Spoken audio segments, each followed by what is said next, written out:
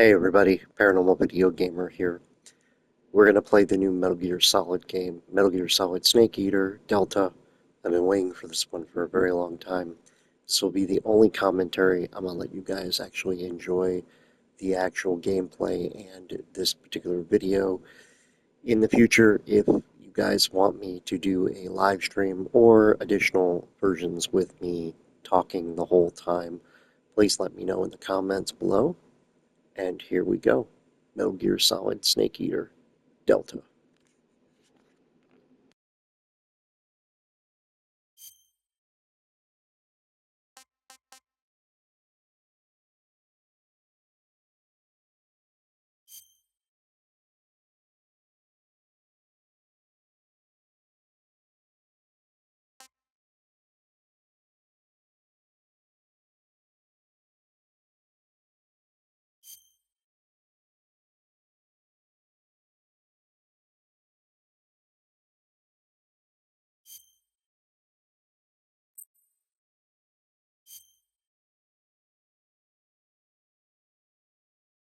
After the end of World War II, the world was split into two, East and West.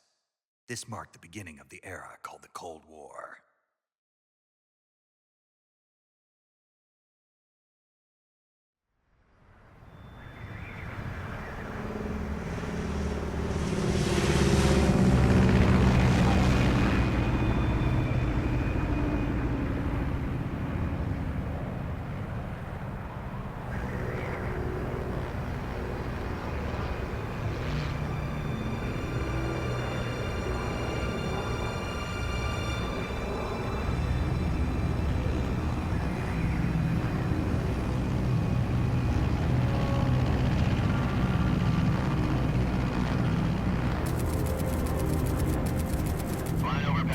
Altitude 30,000 feet. Approaching Soviet airspace. 20 minutes to drop off. Commencing internal depressurization. Equipment check. Arm main parachute. All right. You ready to go? Drop zone still showing a high pressure mass. Cav okay. Good. We've got high visibility.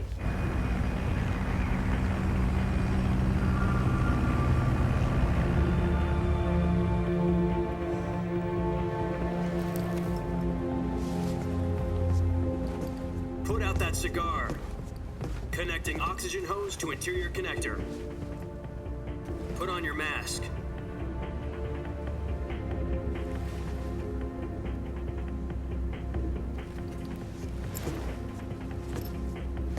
Does this panty waste know what he's doing? Approaching release point. 10 minutes to drop off. Hey, are you deaf? He said put out the cigar and put on your mask.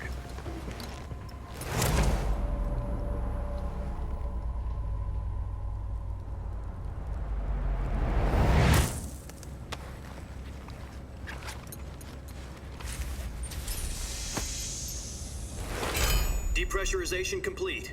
Checking oxygen supply. 6 minutes to drop off. Opening rear hatch.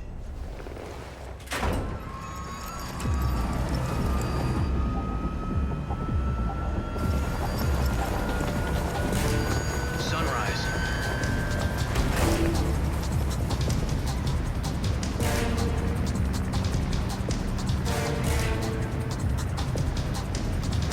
External temperature minus 46 degrees Celsius. 2 minutes to drop off. Stand up. You'll be falling at 130 miles per hour. Try not to get frostbite from the wind chill.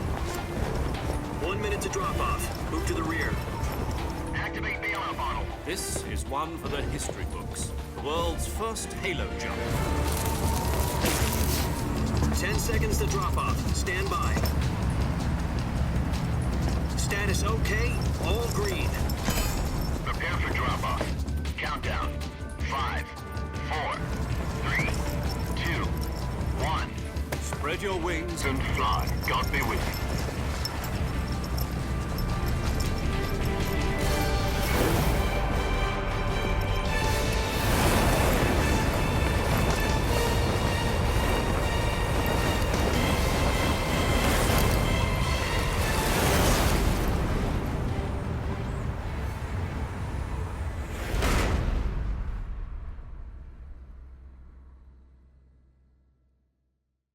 Jack, I've got some important news. The head of the CIA has finally given us the green light for the Virtuous mission. Virtual mission? No, the Virtuous mission. The future of our Fox unit depends on it. If it succeeds, we'll be officially organized into a unit. Virtuous mission? Sounds like some kind of initiation ritual. You know, don't get cocky. This isn't a training op. Right. So what exactly is this wonderful mission? Well, about 2 years ago, a certain Soviet scientist requested asylum in the West through one of our moles. His name is Nikolai Stepanovich Sokolov. He's head of the OKB-754 Design Bureau, one of the Soviets' top-secret weapon research facilities, and the East's foremost expert on weapons development. Sokolov? Isn't he that famous rocket scientist? The very same. On April the 12th, 1961, the Soviets achieved the first manned spaceflight in history. The Earth was blue, but there was no God. Well spoken. The rocket that carried Yuri Gagarin into orbit was the A-1, known as the Vostok rocket. Sokolov is said to be the man most responsible for the multi-engine cluster used in that rocket. After Gagarin's flight, Sokolov left rocket development to become the head of the newly established Design Bureau. From a lowly technician to head of a design bureau, that's quite a success story, so why'd he want to defect? It seems he'd become afraid of his own creations. Afraid? Call it a crisis of conscience. And for that, he left his country and his family behind and went over the fence? Not exactly. One of his conditions was that his family was also to be taken safely to the West. We used a mole to get the family out first and succeeded in sneaking Sokolov over the Berlin Wall shortly afterwards. I was the one who conducted the operation. The security on the eastern side was still full of holes back then. Then what? We got Sokolov over in one piece, but the whole ordeal had left him exhausted, and we checked him into a hospital in West Berlin. It took him 2 weeks and more than 600 miles to get from the research facility in the Soviet Union to Berlin. He was in no condition to say anything coherent.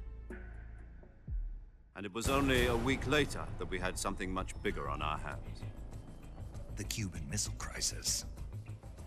October the 16th, 1962, President Kennedy received word that the Soviets were in the process of deploying intermediate-range ballistic missiles in Cuba. The President demanded that the Soviets dismantle and remove the missiles. At the same time, he announced a naval blockade to prevent further missile shipments from reaching Cuba. But the Soviets didn't back down, instead placing their armed forces on secondary alert. Soviet transport ships carrying missiles continued on course towards Cuba.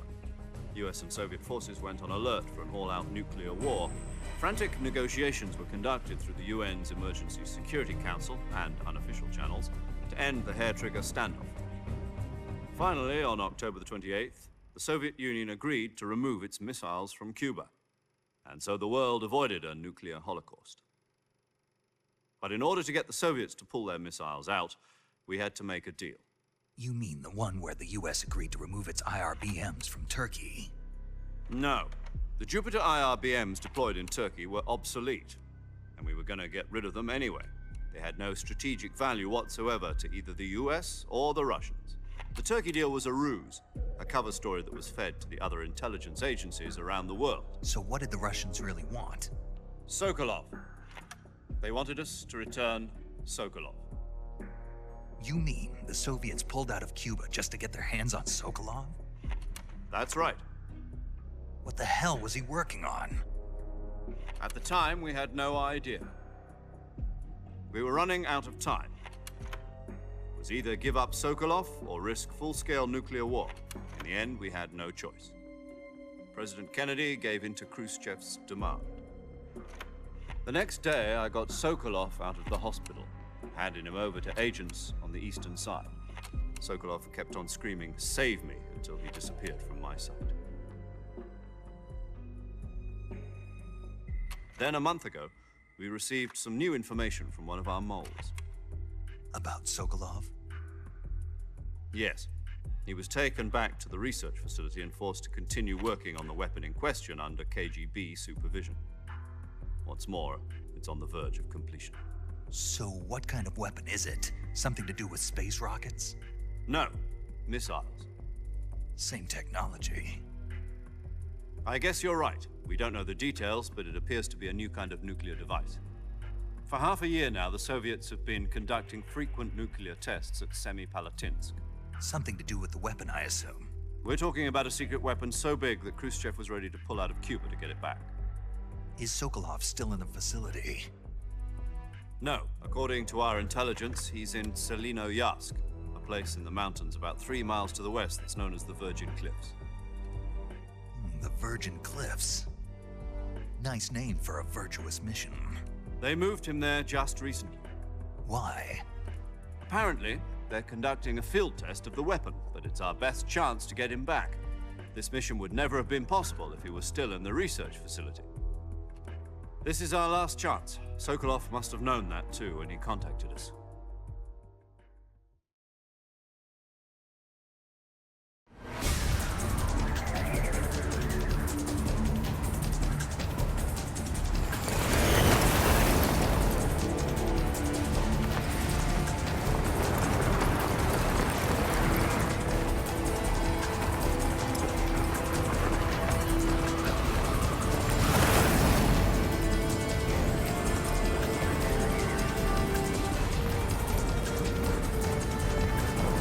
Listen up, Jack.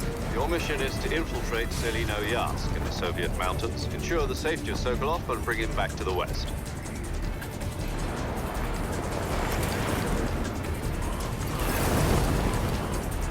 If we don't get Sokolov back before that weapon is complete, we'll be facing a major crisis. The clock is ticking.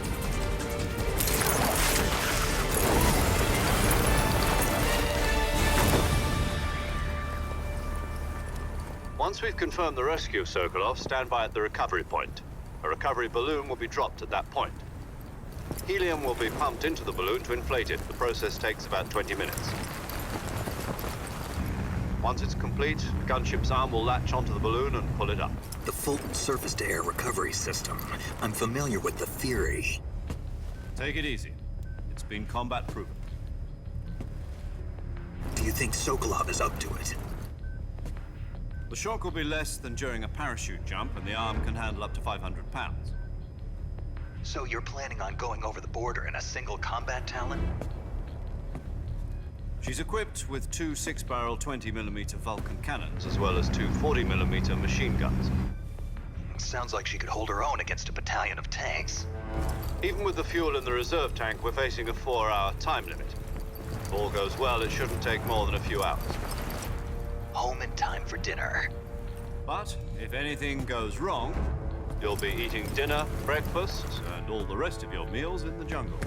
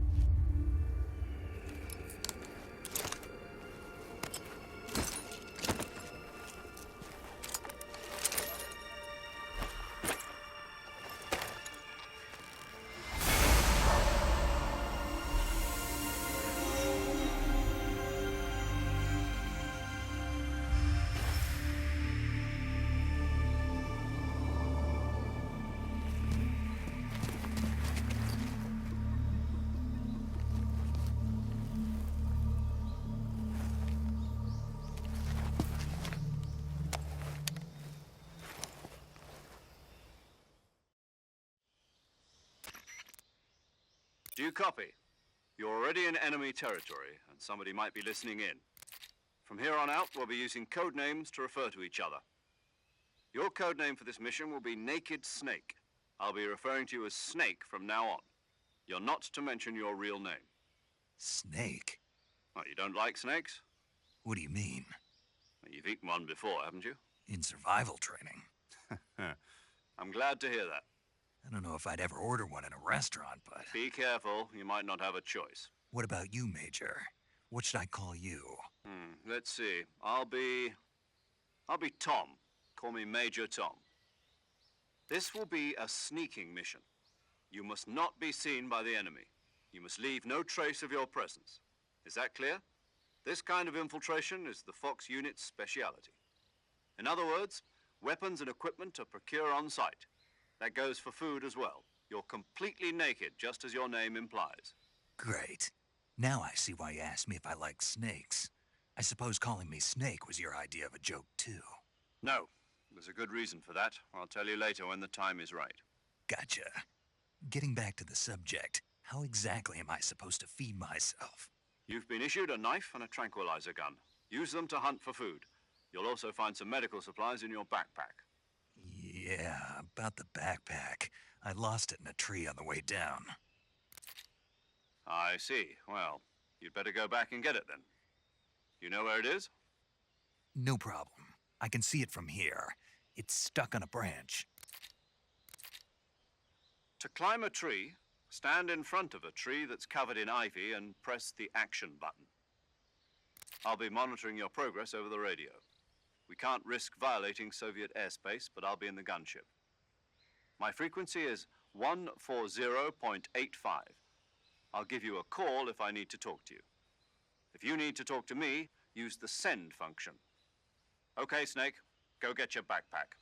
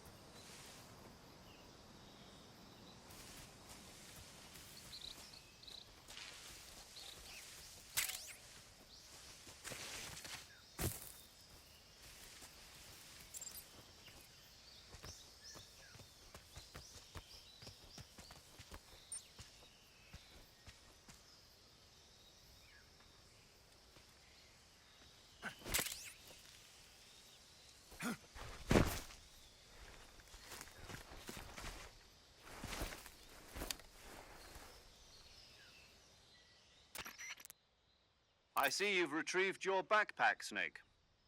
To equip a weapon, it's necessary to take it out of your backpack. In the survival viewer, choose Weapon from the backpack. Your available weapons will be displayed in a list on the screen. From that list, choose the weapon you want to equip and press the Enter button. For other equipped items, just do the same thing from Item. Got it. Use the survival viewer backpack. Yep, that's right. Survival is fundamental to this mission. After you've been out in the field for a while, your stamina will start to drop. If your stamina gets too low, it'll affect your performance. You won't be able to shoot accurately, for example, and your wounds won't heal as smoothly. Keep an eye on your stamina so you don't run out. To recover lost stamina, you can hunt for local flora and fauna. You can use either your tranquilizer gun or your knife to hunt. My only weapon is a Mark 22 Hush Puppy tranquilizer gun? That's right. It's been fitted with its own suppressor. However, the suppressor will deteriorate every time you fire. Once its durability reaches 0, the noise suppression effect will be gone. So don't get too trigger-happy with it. The suppressor's durability is shown in the icon. Any weapons and equipment beyond what you're carrying now, you'll have to find as you go. I have to find my own weapons and equipment? Whose crazy idea was this anyway? Solo covert actions are standard Fox operating procedure. You can't leave any traces of your presence. No weapons, equipment, footprints, sweat, or bodily wastes. The same goes for bullets and cartridges, too. Your presence in enemy territory is already a violation of international conventions of warfare. There aren't supposed to be any American soldiers in Russia. It could spark an international incident. You can't let anyone see you. You can't let the enemy know you're there. This is a stealth mission. You're a ghost, Snake, in every sense of the word. And there'll be no rescue if you're captured. The military and U.S. government will deny any involvement in the affair. Then I'll just have to take care of myself, huh? I'm afraid so. You've been given a fake death pill for that purpose. SIS guidelines stipulate that soldiers on covert ops like this one be issued a potassium cyanide capsule. Tape it to your body so you can take it when you need to. How generous of you. Use it if you're taken prisoner by the enemy. It'll send you into a state of false death for a short time. Fooling them into thinking that I'm really dead. So how do I come back to life? Just take the revival pill. You mean that thing they put in my tooth before the mission? That's the one. But be careful. If you remain in a state of false death for too long, nothing will be able to bring you back. Remember that. I'll keep it in mind. You said this was a solo mission, right? Right.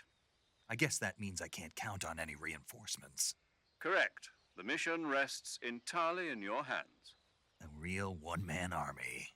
Relax. There's a support team ready to back you up over the radio. Who? I'll introduce them to you.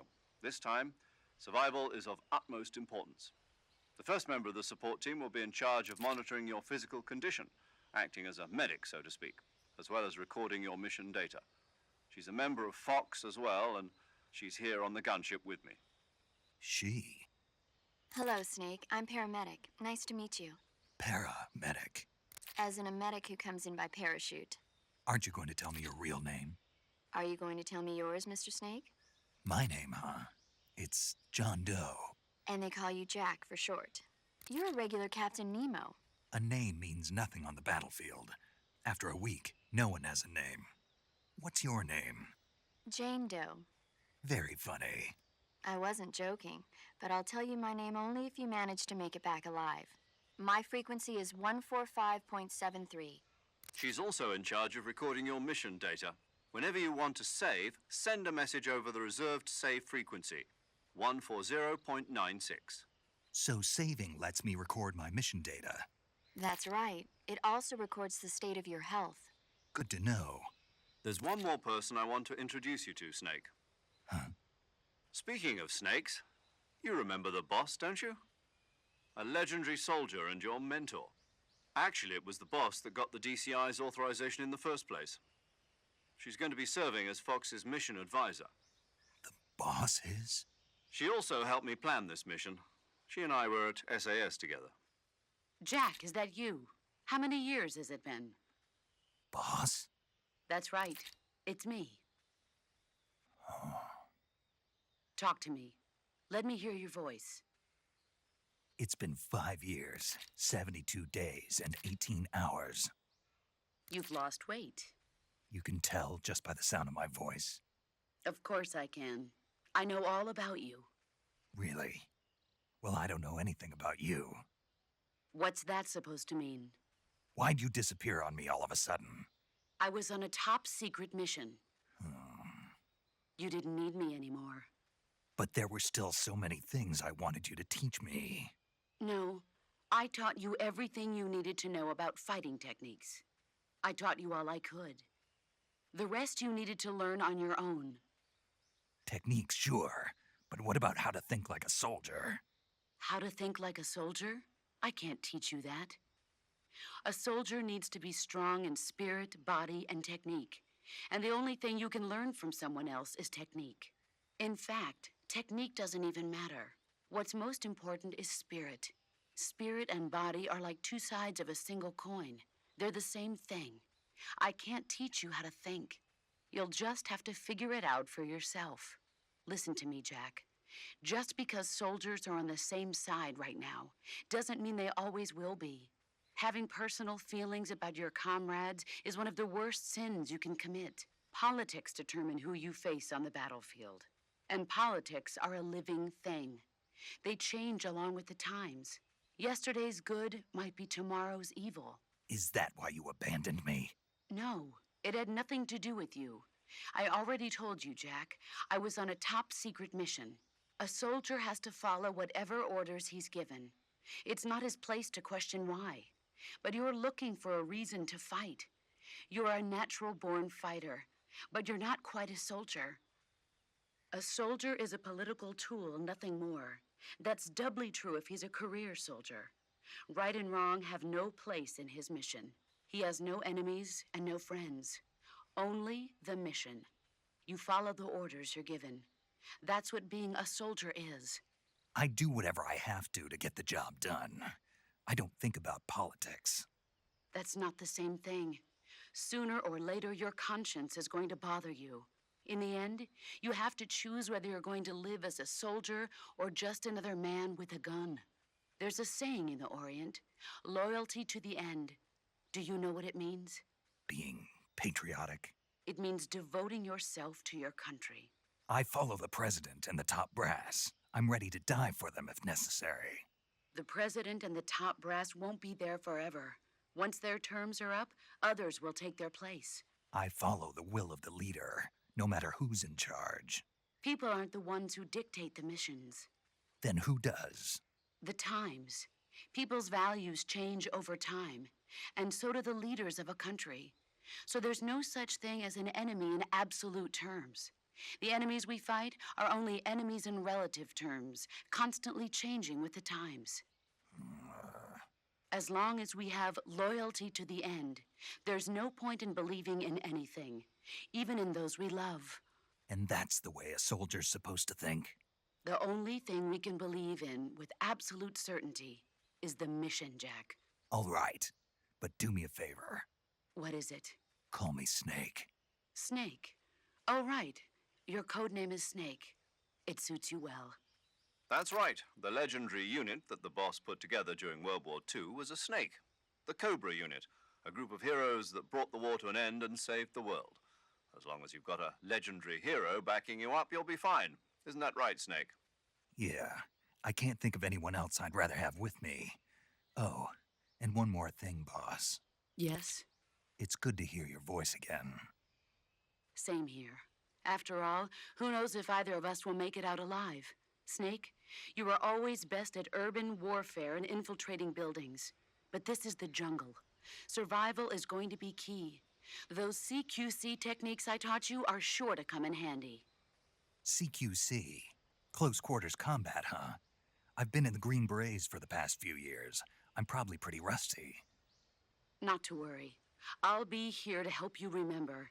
After all, this is your first actual survival mission. I'll be supporting you over the radio. Where are you, boss? Next to the Major? The boss is communicating with us by radio from aboard a Permit-class submarine in the Arctic Ocean. My frequency is 141.80. Call me if you need my advice on battle techniques. Gotcha. Your mission is to retrieve Dr. Sokolov. Dr. Sokolov is being held in an abandoned factory located to the north of your current position. Avoid heavy combat and don't let anyone see you. Don't forget that this is a stealth mission.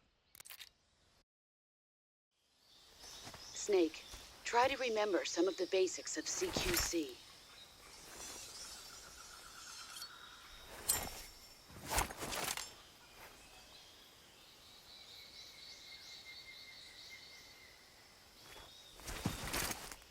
Commencing virtuous mission now.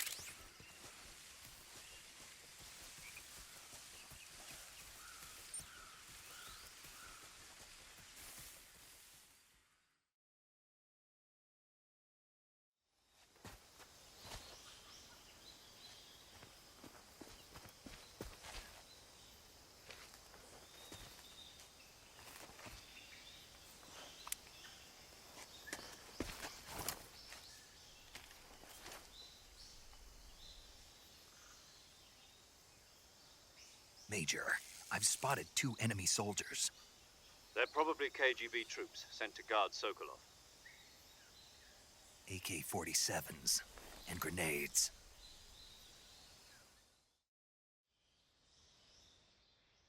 Snake, your presence in Soviet territory is already a violation of international law. We can't let the Kremlin find out that the CIA and the American government are involved. Contact with the enemy is strictly prohibited. Don't engage them in battle either. This is a stealth mission. Got that? The Major is right. The point of this mission is to sneak through the jungle without being seen. The success of the mission depends on how well you use your camouflage. Change your camouflage by selecting Camouflage from the Survival Viewer. The Uniform option lets you pick your uniform, while the Face option lets you change your face paint. Choosing camouflage that blends in with your surroundings will help you conceal yourself more effectively. Also, don't forget that anything that moves will stand out in the jungle. If you just stand up and run around like an idiot, you're bound to be spotted. But if you crawl instead, you should be able to sneak by without being noticed. You can see how effective your camouflage is by looking at the Camo Index. The Camo Index shows how well your current camouflage blends in with the surrounding area. The higher the value, the harder you are to spot, and vice versa. The key is to make yourself one with nature. Keep that in mind as you go along, okay?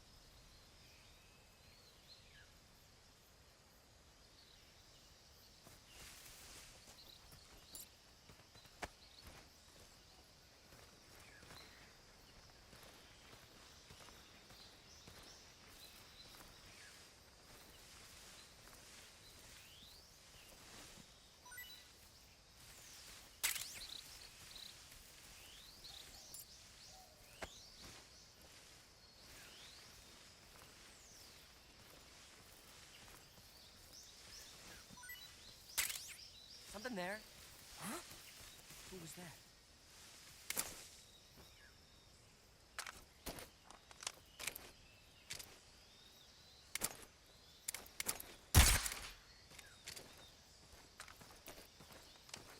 Who's that?